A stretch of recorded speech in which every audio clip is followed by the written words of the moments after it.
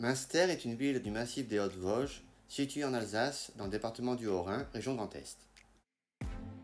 Nichée dans la vallée de la Fecht, au cœur du parc naturel régional des Ballons des Vosges, on attribue souvent à Münster son fromage éponyme. C'est en fait un fromage à base de lait de vache cru ou pasteurisé, à pâte molle, à croûte lavée. Mais n'en faisons pas tout un fromage. Ce qu'il frappe à Münster, c'est le nombre de cigognes, animaux emblématiques de l'Alsace.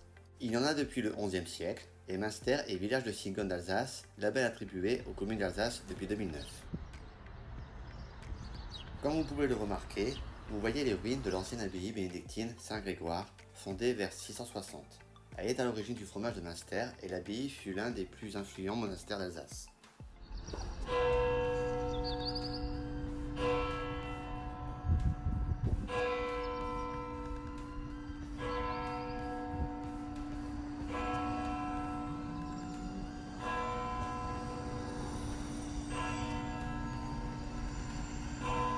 À côté de ces ruines, à la place du marché, se trouve l'église protestante de Münster.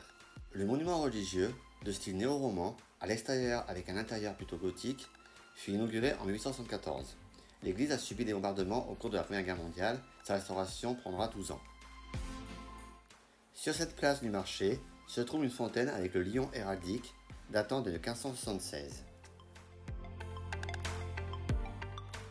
Non loin de là, vous avez l'hôtel de ville, construit en 1550 avec sa belle façade. Admirons la grande rue commerçante à côté avec ses belles maisons.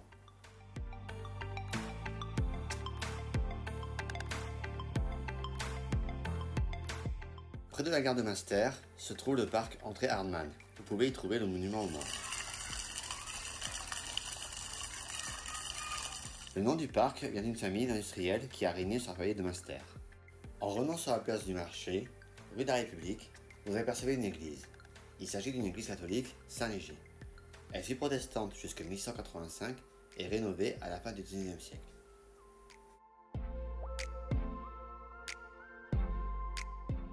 Partons découvrir maintenant le parc de la Fecht.